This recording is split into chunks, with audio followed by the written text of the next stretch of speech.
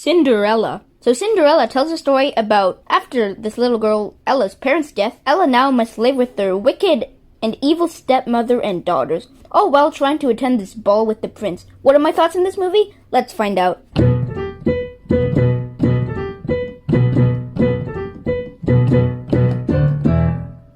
Hello there, I'm the Happy Stormtrooper Face. I upload movie reviews, Star Wars talks, rankings, and skits.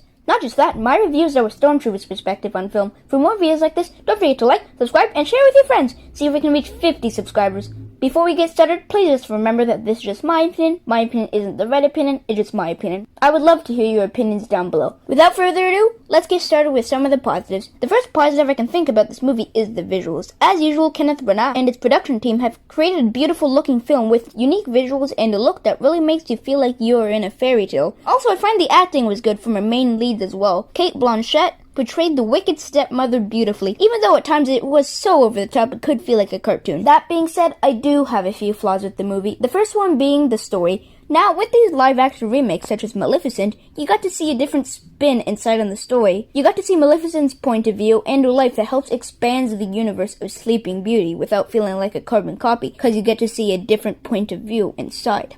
This movie essentially is a Cinderella remake. It doesn't exactly add different takes or sides to the story of Cinderella, or expand or deepen the universe much. It feels like a Cinderella remake. You know what? This movie does give the stepmother more depth and backstory. That does help make us understand why she is all evil. That's good. That helps it feel more relatable. Speaking of characters feeling more relatable, let's talk a bit about a main character, Cinderella.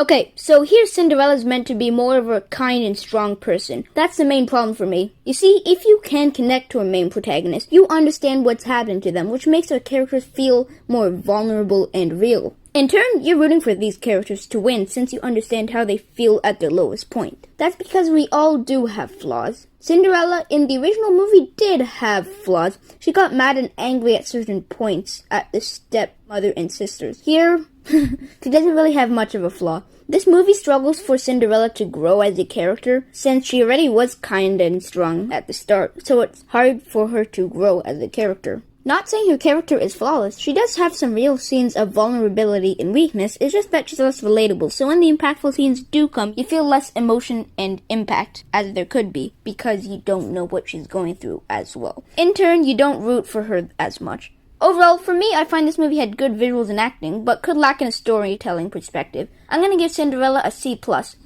soundtrack review. This soundtrack was composed by Patrick Doyle. This soundtrack had good cues for me, it's just that some songs were left unfinished. The endings felt kind of rushed and forced without flowing naturally. 8 out of 10.